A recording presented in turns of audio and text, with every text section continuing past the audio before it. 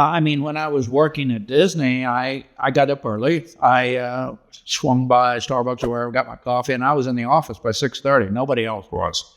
And so they gave me time to do my email, to plan my day, look at what my schedule was going to be, who did I need to see, it gave me a good hour and a half to get my act together. At 8 o'clock, it went crazy. Everybody wants you in meetings and going all over the place. So I kind of took my day planner and planned that and thought about it. And one day I was going to work on this and that and this, and then went through the day with all the meetings and stuff. I blocked out 2 to 3 to 4 hours a couple of times a week to just go out to the parks, walk them, talk to the cast members. See, it's easy to get locked in your office and not go out to your business. We believe that you are strong by design, and you were made in God's image to have a strong body, mind, and spirit. You're listening to the #1 Strength and Health Authority podcast in the world. So let's get ready to unlock your potential and transform your life in today's episode.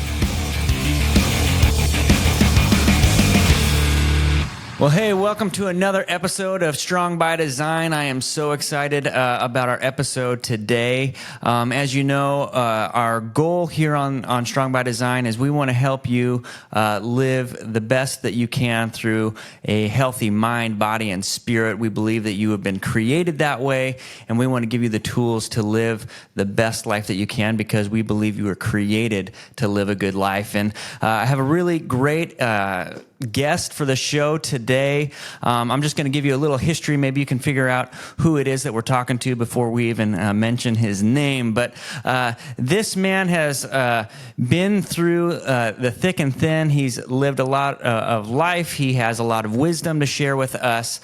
For a long time, he held executive positions at both the Hilton and the Marriott. And then in 1990, he became an executive vice president of operations at Walt Disney. He spent a majority of his career at Disney leading all kinds of different operations. He had 40,000 cast members. He had 20 different resorts, 4 theme parks, water parks, shopping, entertainment, all kinds of things that he was heading and leading. And now today, I love his signature. As I was emailing him back and forth, his signature is retired and inspired. And I just thought that was incredible. I love that. And we're excited to have Lee Cockerell here with us today to share with us some wisdom. Really anything that you see with the word magic on it, when it doesn't pertain to the magic as far as entertainment, when it comes to magic and Disney, Lee has had his hand in it, I believe. Is that correct, Lee? Would you say that's true? A lot of it. A lot of it? At least for a while, right? Yeah, Disney's always on the move, so I'm not even sure what they're doing. Yeah. That's fair. I was actually, as I was looking into you, Lee, and just learning more about who you are, do you know Horst Schultz? Do you know who that is? Yeah. Have you ever met him? Yes. I know. Okay. Yeah. I imagine it's funny. Yeah. We had him on the show like a year ago, and as I'm reading through who you are and what you stand for, I'm like, man, this sounds really familiar. Yeah. He did a great job with Ritz Carlson. Yeah. He did. Yeah. And just his philosophy of. He has his book, Excellent Wins, and he is all about just bringing your best, but then it's about customer experience. And I know that's been a big thing for you as well throughout the history of your career, right? It's pretty much the only thing that matters if you want their credit card. That's fair. That's fair. Well, I actually was introduced. Actually, I just met Lee today for the first time, which is exciting. But the connection that I got was through Jody Mayberry, and you and Jody actually have a podcast that you do together called Creating Disney Magic. And how can you just tell me a little bit what is the purpose of your podcast, and what are you guys trying to promote in what you're doing over there? Yeah, we started it 9 years ago. We've done almost 500 episodes now, 15 minutes only, every Tuesday. And we kept it short because we believe that people are unlikely to listen to an hour. Everybody's busy. They can snap in on the way to work or whatever you're doing. And we talk about leadership, management, customer service. We talk about everything from raising teenagers to anxiety and depression that people go through and the pandemic. I mean, whatever is current. We're talking a lot recently about how to hire better, how to retain better, how to train better, how to be more clear with your employees when you hire them so there's no misunderstandings. Just all those kind of basic concepts that I've learned working for Hilton, Marriott, and Disney. That they were three great companies, and they taught me a lot. I knew nothing when I went to work for them, but my mother kind of told me to do that too. So I said to people always, manage like a mother in case you're That's right. uncertain what you want to do or should do.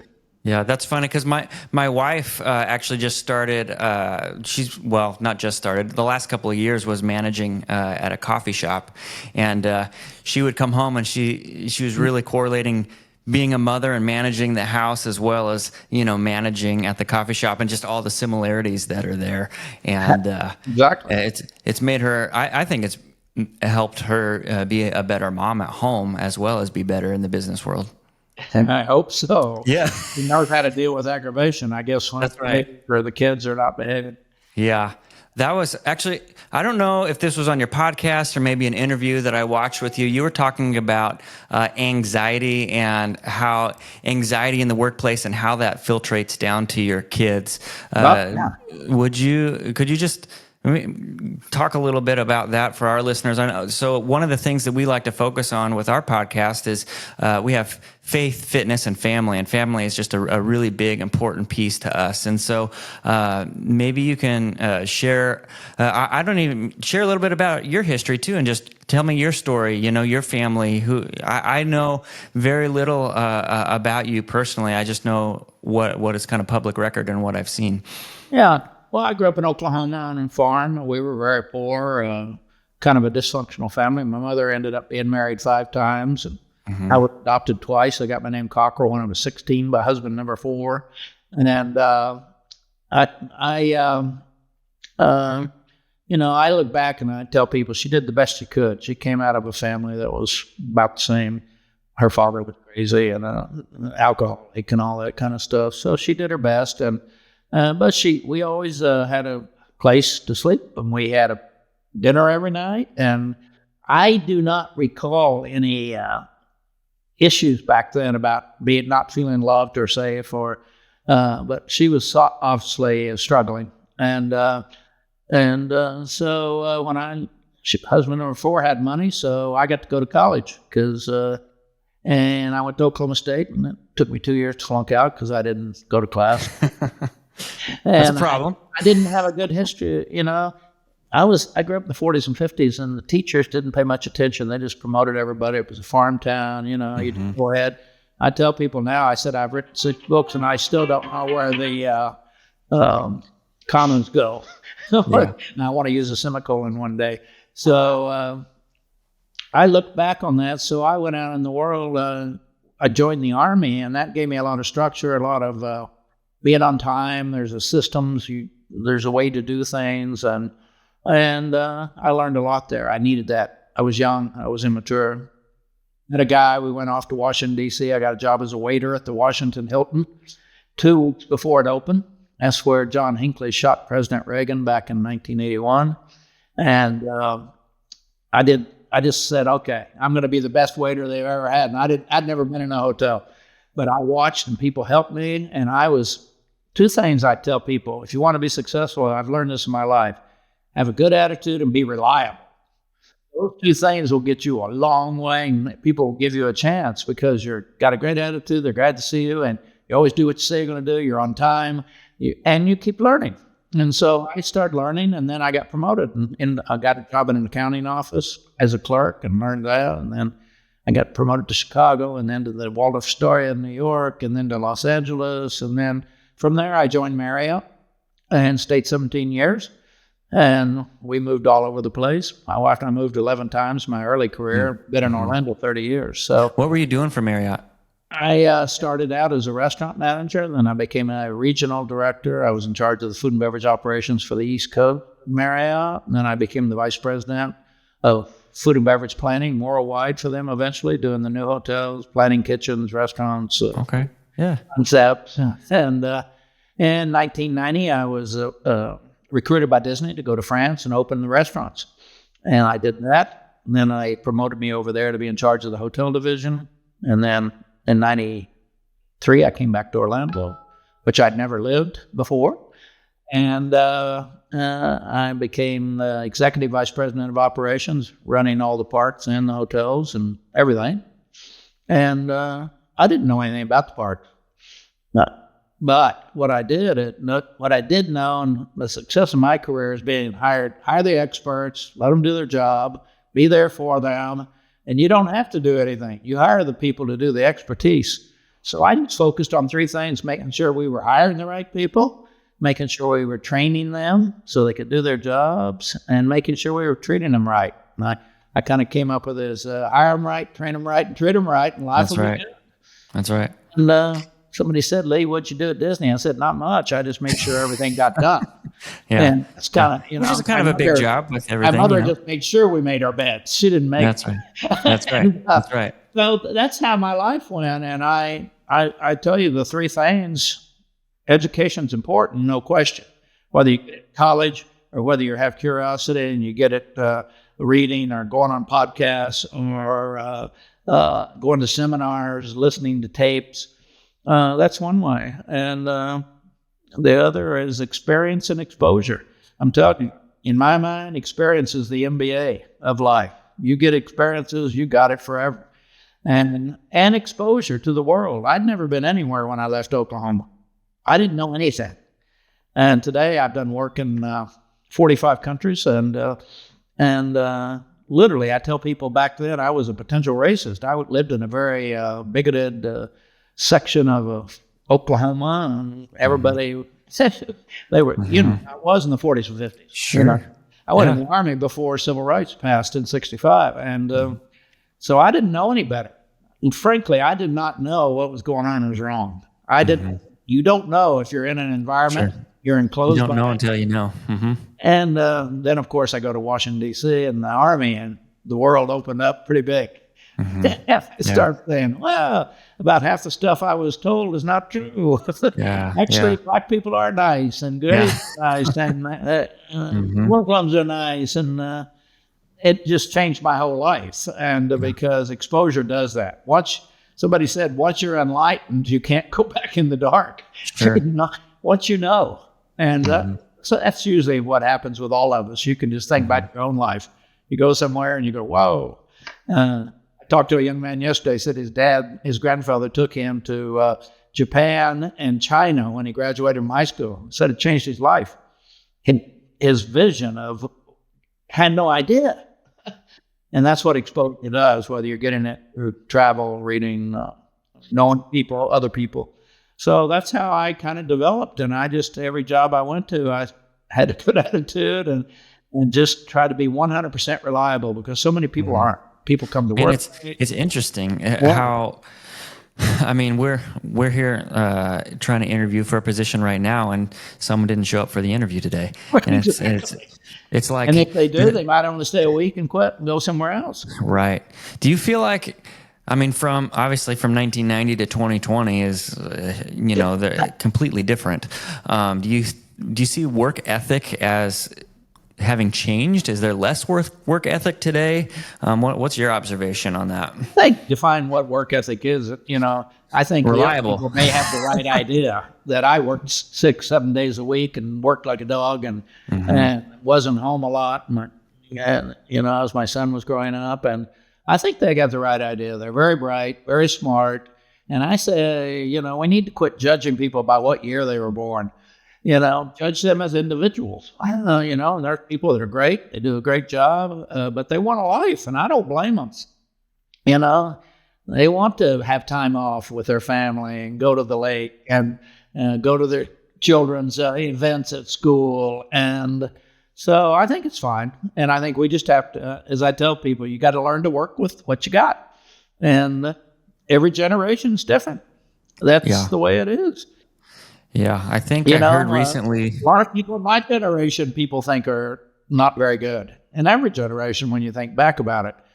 But boy, I know I have 3 grandkids, 28, 26, and 22, and they're great. And they're all being very successful. And they work hard, and they have a great life, and they're good people. But they're not going to be in an environment and a culture where they're not treated right, respected, included, involved. Uh, they want you. They listen to their opinion. And by the way, they probably know about 10 times more than I did when I was their age. Yeah, yeah. That It's funny. I just think when I kind of brought that question up, I just think of people not showing up, and that's one of your things that you just said. I Is, can't imagine that. just That showing up. blows my mind. I think their parents must have failed. Yeah, something. I don't know. But it's the same thing that you were talking about before, right? Where generations kind of pass different things down, and we don't know the background or the history of each and every individual. And I think that, as you were saying, every generation, you're going to have your good apples and bad apples, right? You're not going to have, you can't just paint the brush on a whole generation. I think that's a silly thing to do. I said, it's all we got. We better learn to work with them. Absolutely. And so you're married. How many kids do you have? I just have one son. Just one son? I've been married 55 years. Mm-hmm. Congratulations. That's a big deal. Yeah, it's a big deal. And people say, Lee, how you doing? I said, well, my wife hasn't left me and nobody's in rehab, so we're all good. So we're doing good. It doesn't take much to be good. That's awesome.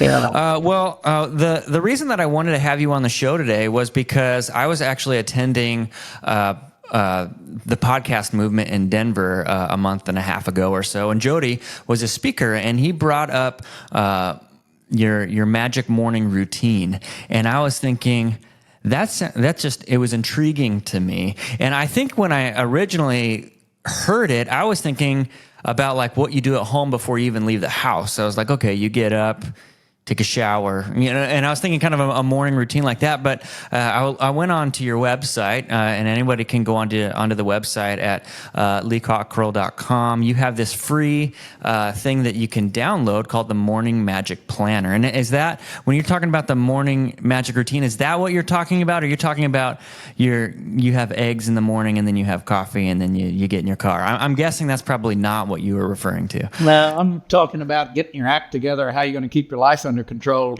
and think about it every morning. Sit down and look at those different sections that are on that document you can download, and just to make sure you're spending enough time against the things which you believe are your responsibilities, which would be your wife and your children and your parents and grandparents and your retirement and your continued education in your business and your finances and your health, getting those checkups and keeping up with them, most people I don't think they have grasped the number of responsibilities you've got to pay attention to if you want to end up not having regrets. Having dinner with your children, taking them out on a Saturday, getting them signed up for camp, going up and seeing their teachers to see how they're doing in school so you can get them a tutor if they need it. Or it's like a lot of people just focus on their job and that's about it. And you can see the health in the U.S. is horrible because nobody pays attention to it. And you pay for that later. You would pay for that later. I said every day you should be focusing on the things that you need to do today, but they may not pay off for 10, 20, 30 years. Well, exercise pays off. Eating right pays off. Telling your wife you love her pays off. Mm-hmm. Yes. Spending time with your children so they have a good relationship with you, and they'll tell you facts a lot when things are going, when they get to be teenagers and make it comfortable for them. And you and your wife are the most important people in their life. Mm-hmm. The learn is coming from you two. Yeah. There's a really good book called Famous at Home, and the whole premise of that is, people are trying to become famous and, whatever, that's Instagram or just, in the business realm, or, trying to get other, and his point is basically like, you're already famous. Like you're if you think of the definition of the word famous, it's, they want to know you, they want to know about you, and that's, being able to invest into those people that already care. And I don't know why that's such a difficult thing for us to think, I mean, it's not for me, but for some people out there that to focus on family and make that a priority. It's maybe, I don't know if seems like a cultural breakdown at times of where our priorities get mixed up. People get an insecurity. It's a competition with their friends graduating from school. What are they doing? What am I doing?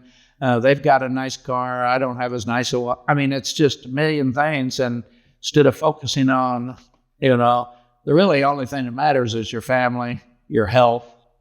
Really, at the end of the day, somebody said, what's happiness? I said, being happy and healthy. If you got those two, nobody else cares about you anyway. Maybe your mother. Yeah. We start thinking this, actually people care about stuff we have. They don't care. Yeah. They don't care. They care to a degree, but at the end of the day, if you're not there, they're probably going to be okay. But your kids, they care about you all the time. They care 100%. It's like a dog. They're glad to see you come home. Yeah. If you're not there, they care. They do. They do. Yeah. And they need that comforting and to feel safe, and that builds their self-confidence and self-esteem. And did you? Yeah. In your own life, did you ever see effects of anxiety on the job being reflected in your home? Oh, yeah. I would say I didn't have anxiety until I was much older, and my wife almost died, and I had to take care of her for 2 years when I was 65. She was in the hospital 68 days. The bill was $700,000, and our life went Saturday night. Everything was fine. Sunday morning, it started that route. But I always had anxiety in a way. I had stress. When you work for Disney or but it depends on the person, but you're going at 100 miles an hour because Disney always wants more, friendlier, cleaner, more profit, less cost. I mean, you're running. And my wife said my face relaxed the day I retired because and the problem is you don't realize it. And you definitely bring that home. And I had a routine then. I left at 5 every day. I went in at 6:30 in the morning. I left at 5. I went to the gym for an hour, worked out, and then I came home. And I was a better husband. And then I spent the weekend with my wife. I didn't go play golf or leave her alone. So you got to adjust that. So I tell people, if only I'm happy and she's not, that's not going to be good. Yeah. You got to really pay attention if you're going to be in a relationship. Yeah. This is kind of a fun question for you. I don't know if you've ever gotten this one. Date night. So you can put so much pressure on the date night to where you ruin it. So if you were giving wisdom to 20s, 30s, 40s, and they're going on a date night, they want to maintain that relationship. What to you would be that ideal date night to keep the fun and spark alive, but at the same time not make it so much pressure that you end up just being stressed out on the date? I'd say my wife and I used to travel for 10 years with Marriott. I'd leave on Monday morning, get back Friday afternoon, evening. I was dead tired. Back in those days, I wanted to have a drink of wine or something, and then I'd fall asleep on the couch. And she'd been working with our son all week and training him and doing everything. And we early on decided when I got home Friday night, we would go out. And we just, not a fast, just a little pub near us, have a burger, drink some wine and talk about the week. That was enough. It wasn't about anything spectacular or having a cake brought out. It was just private time that we could sit and talk, and it became a routine. And, routines are good, something to look forward to. And when you have a scheduled event like that, you tend not to ignore your wife because you're going to get together. You do it. You're looking forward to it Friday night to go out. And we were home early, It wasn't like we stayed out half the night. But we were able to talk about what happened this week and how you doing, what's going on. And Monday morning started again. And I called home every night. I talked to my son every night. Kids don't care much when they get to a certain age. Whether you're there or not, like 12, 13, they got their life. Yeah. But we're about to reach that age with our oldest, and I'm not looking forward to that phase. Just stay focused, stay clear, be clear with him about your expectations about when he's out with his friends. he can always call you. And as we gave our grandkids all a credit card and a Uber, so they don't have to worry about getting in some car with some idiot. And Yeah, that's a good idea. you just keep talking to them, keep talking to them, keep talking. You know, even though they may be rolling their eyes at you, they hear you. Sure. Yeah, They hear yeah, you. for sure. Because, you know, teenagers. Yeah. Early on in our marriage, we had young kids, and we were trying to be intentional with date night, but that's why I brought the question up, was because we built it up. Like we'd get dressed to the nines and try to, like, you know, we're trying to top each date, and it just got to a point where it's like, man, this is more work and more stress than it's supposed to be. So we just kind of cut all of that out, and we're like, okay, hey, we just want to spend time together, and that's what's important, you know. Absolutely. You can take a picnic, go out in the corner of the yard. There's nobody around. Yeah. Even if we can't get a babysitter, we'll say, hey guys, you're old enough. We're gonna go take a walk around the block, you know, just to get out of the house and be with each other. So, and you're sending the right message to your wife that you want to do that. Right. And that she's valuable. Yeah. And that's good. Yeah, you're intentional is the right word. Yeah. So if you don't do things on purpose, there's a good chance they fall away. Yeah. You got to really be thinking. Yeah. And So let's dive in just a little bit to your morning routine, the magic of the morning routine, and that word intentionality. I think we can kind of roll off of that word, because the routine that you've put together is very intentional, and it's not just. I think you alluded to this already. It's not just about what you're doing at work, but it's every compartment of your life, and being intentional about these different areas that you have responsibilities for. And so maybe you could give me, give me kind of your rough summary about what it is and who it's for. Yeah, I mean, when I was working at Disney, I got up early. I swung by Starbucks or wherever, got my coffee, and I was in the office by 6:30. Nobody else was. And so they gave me time to do my email, to plan my day, look at what my schedule was going to be, who did I need to see, it gave me a good hour and a half to get my act together. At 8 o'clock, it went crazy. Everybody wants you in meetings and going all over the place. And then back when you first started at Disney, you needed to make sure to like check your Facebook and Instagram and all that stuff too when you first got into work, right? Yeah, I didn't have it. No, I'm just kidding. But your email, it was there. It took place. Yeah. You had a lot of correspondence and a lot of guest letters and a lot of people wanting to talk to you. And so I kind of took my day planner and planned that and thought about it. And one day I was going to work on this and that and this. And then went through the day with all the meetings and stuff. I blocked out 2 to 3 to 4 hours a couple of times a week to just go out to the parks, walk them, talk to the cast members, check the bathroom, see what's going on purpose, because it's easy to get locked in your office and not go out in your business. So that was kind of intentional. When I worked for Marriott, I ran a hotel, and I came in every morning at 6:30. I walked the whole hotel. It took me about an hour, taking notes of what needed to be painted or fixed or this or that, talking to employees. I did it again at 11 o'clock, and I did it again at 5 o'clock before I went home for the day.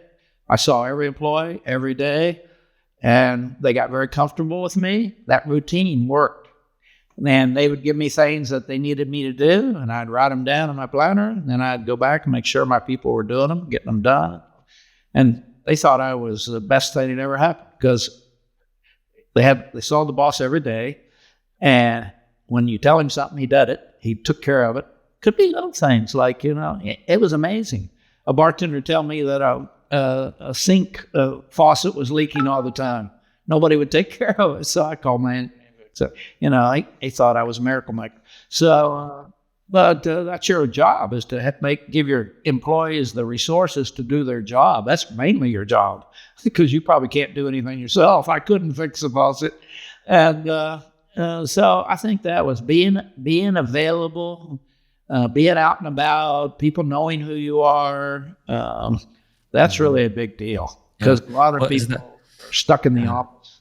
Mm-hmm. And that's the relational aspect of it, right? That you're actually working with people and they're actual other human beings. That I love that you said you wanted them to know you and be comfortable with you. I mean, Yeah. if you hardly see your employees, every time you come out, all of a sudden they're full of anxiety, right? Well, they are. They don't want to see you because Mhm. it's not been a good experience in the That's past. right. Or And it's like seeing the principal, right? You only get called to the principal's office when you did something wrong. exactly. It's not a good thing. That's right. And today I'm retired, but I still get up every morning. I make my wife's coffee. I have breakfast here at home, and so I can control what I eat. Then I go to my coffee place. I spend 2, 3, 4 hours there. I have a great relationship with them. They have great Wi-Fi, clean bathrooms, nice music, the food's great. Because I like to get out of my, I need a place where I'm not distracted. And at home, I always told my son, don't study in your room at college because there's a bed there. It's a distraction. Or TV. Yeah. Go to a place where you're in and you're people are leaving you alone. You can do your work. And I knock out a lot of work every morning, and then I come back home, I have lunch, my wife, or we go out to lunch. So now, of course, I don't have to go back to work in the afternoons and things like this that we're having scheduled now. But so now you can take naps in the afternoon. Oh, sure, absolutely.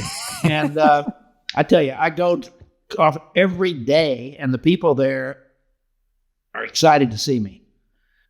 We all have they're all from South America, mainly in Brazil. And they're great people, and I bring them a lot of business. I promote their business all the time because they are great. I mean, they are excellent. Yeah. You want to promote them now? What is it? What is it? What's the shop? It's called Coffee for the Soul. Okay. And there's 7 of them in Orlando now. Okay. And they even opened one next to McDonald's headquarters in Oak Brook, Illinois. It's a Colombian lady. She's done amazing. I mean, it's really good. Yeah. Yeah. And you'll have to pitch them to open up one in Tampa for us. Well, they might. They're doing franchising now, and it's an amazing concept. If you got somebody over there that's in this kind of business, tell them to look into it. Okay. It is Coffee for the Soul. Coffee for the Soul. And you can go on and look at it. I mean, the food is breakfast and lunch. I've spent way too much money there. Yeah. Yeah, I get that. And boy, when they make you a latte, they take their time. They grow the beans and themselves in Colombia. They actually grow them. Okay. They have big bags of beans, and when they open them in the morning, oh my God, I want my head in there. Yeah. My wife, since she's become a barista, has really become a coffee snob, and so she knows all the ins and outs of it, and she doesn't like burned beans, and all of the different things that go into it, and so there's a difference. There is. Yep. And you don't know it. And a lot of times, she said she used to hate coffee because it always tastes burnt to her. And then she learned that that's because they're roasting their beans incorrectly. And so if you actually do it right, it's actually a very good, smooth flavor that's very enjoyable. And so she likes coffee now, but it has to be done right, or else she doesn't like it. So. We all like to go to a place where people are looking forward to seeing us. Yes, absolutely. Your brain gets a different message. Oh, where have you been?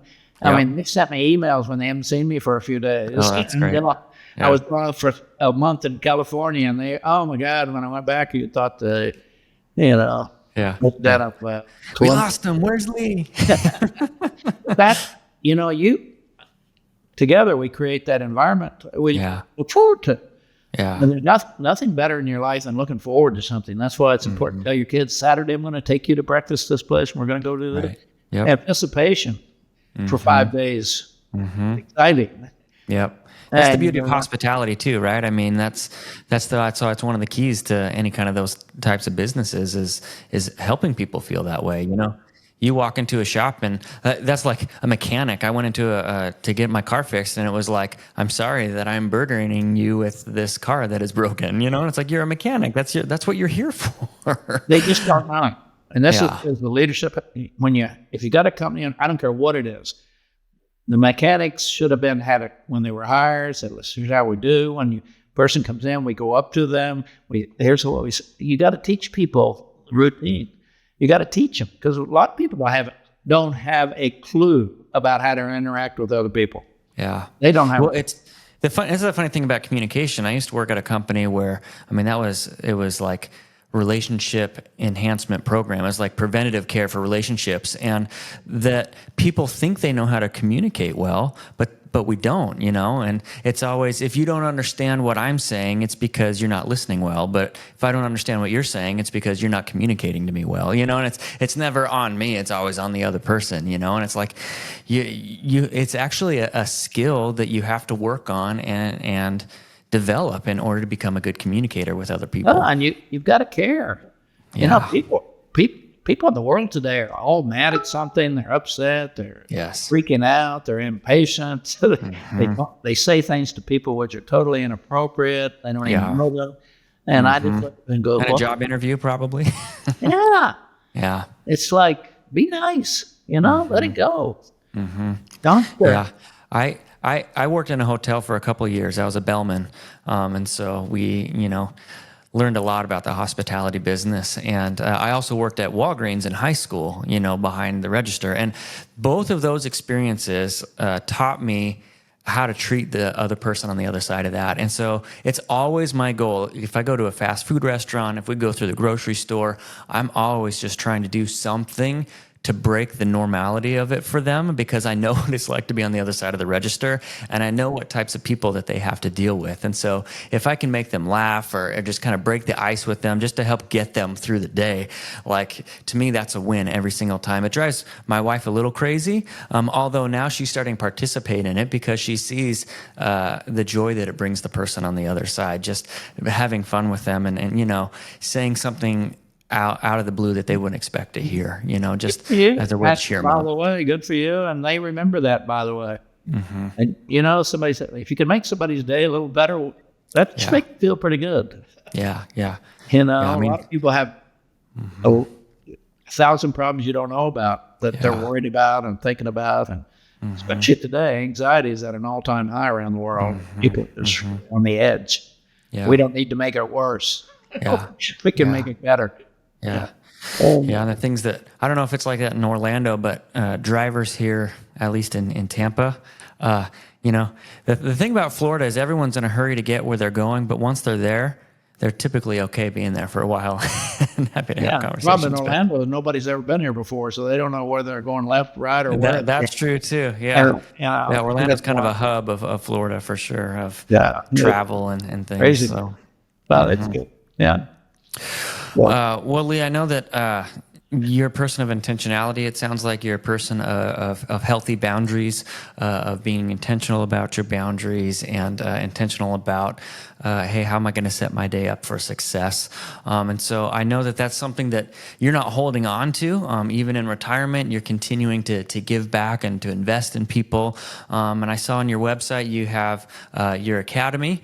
And maybe you could, if someone's like, man, just listening to you today, they go, I like this guy. I want to learn from this guy. He has a lot of wisdom. How can they get connected with you through the academy?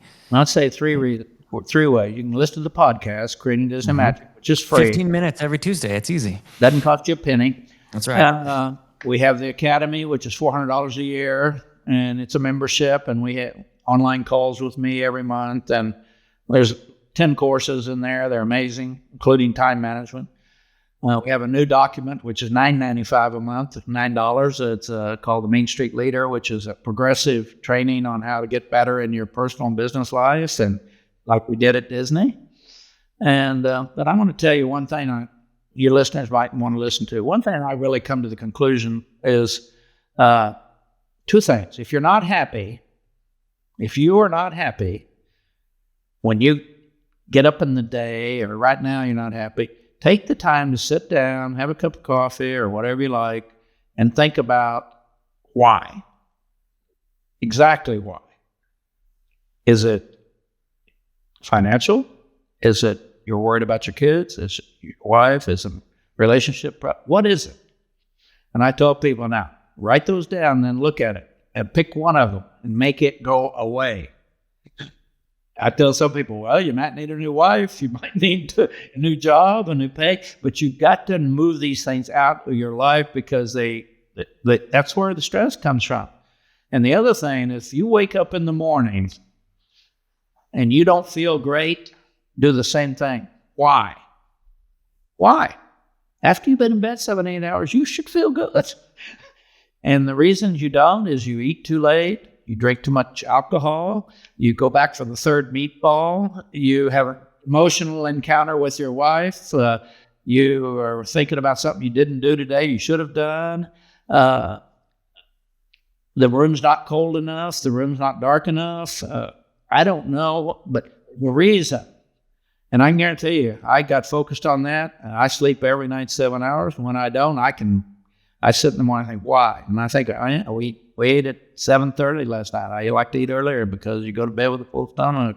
I quit drinking alcohol because I finally had to admit that while it was temporarily fun, it was disrupting my sleep, which disrupted my personality and my energy level.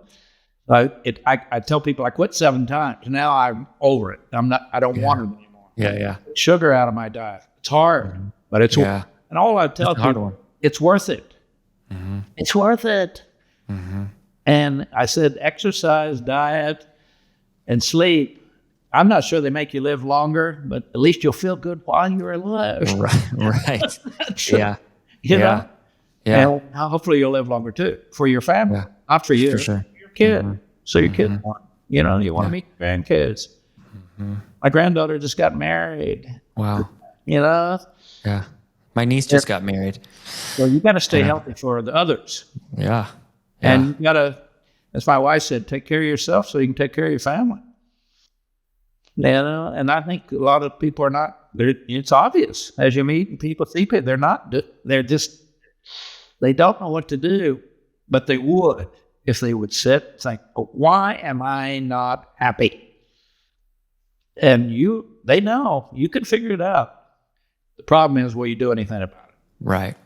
Yeah. My wife and I will sit down and periodically write things down and just stick it on our wall.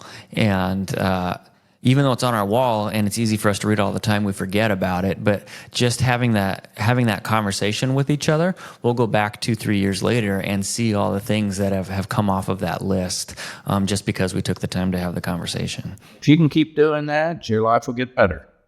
And if you don't, your life will get worse.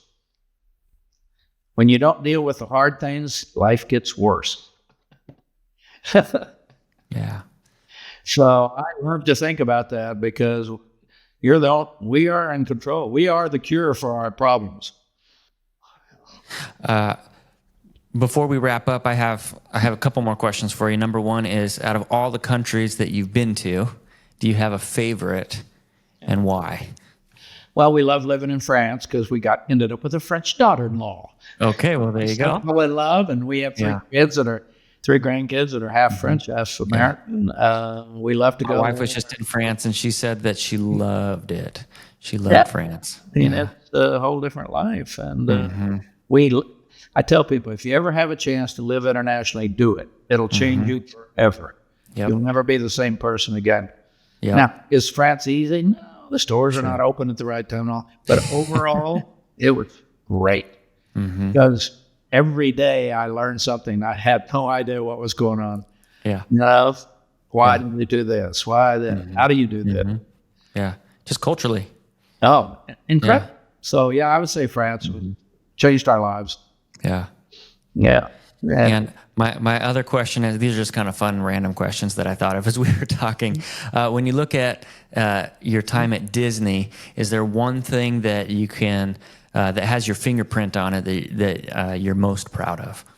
Yeah, well, I got there in 93, and I was not happy with the leadership. We were good managers. We knew how to make money, but we weren't inspiring the people. We weren't focusing on finding good people and developing them. And it was leadership meant two or three people tell everybody what to do.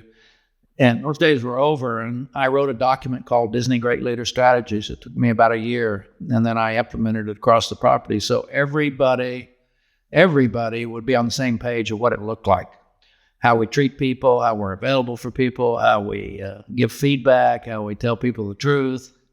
Claire, and I'll send you a copy if you're interested. Yeah, absolutely. Send it to me. There's 10 strategies in there, and the first one's about people. And even in my book, it's remember everybody's important. If you can get that right, your life will go just fine. Yeah. Yeah. Everyone's important, and you don't know what they're going through. Right. And if you So- think you're the most important, it's probably not working. Yeah. Yeah. My mother Yeah. said, when you become a big deal, don't. That's right. That's right. It's time to set back a little bit. Yeah. So those are things that, I hit hard on making sure we all understood what we were supposed to be doing, with, which is probably the most important thing you can do. Yeah. You know, at the end of the day, I didn't know anything about the parks, but I had people who did. And Yeah, that's perfect. yeah, so And you had that relational piece where you're interested in people. And I think that no matter where you are, no matter where you go, if you're investing in the people that you're leading, you're going to be able to figure that stuff out. So yeah, if you're nice to people and treat them well and teach them something, they like you. that's right. That's right. And they actually do a better job for you. Yeah, that's right. I mean, we all want to know that our they lives can. have purpose and value, right? Yep, that's good. Well, thank you so much, Lee, for taking the time to chat with me. It's been fun. Just learning about you and learning about what you do and continue to do. I'm excited. Hopefully, people who are listening will look into, again, just go to leecockerell.com. You can look at the Academy, several books out there that you've written. Look for the word magic on it. That's kind of what I came to, the conclusion. You know, as long as it's not like circus magic and things like that. You know, if it's related to Disney, you know, Lee's name is going to be close by. But I'm waiting for Disney to discipline me for using all that fun they have. all the magic stuff. Yeah. Well, I won't pass that along to them though. We'll have code words or something. But no, so good. Appreciate you, and we will link all of the stuff to Lee down in the comments below. So if you want easy access to that, go check out Lee, check out the Academy, check out his books. Go get that free resource from his website on how to have that magic morning routine. And again, thank you, Lee, and we'll see you guys next time. Thank you so much for listening to the Strong by Design podcast. If you found value in today's episode, please subscribe so that more people can find out about our show. Plus, you don't want to miss any future episodes with the amazing guests and topics we have lined up for you.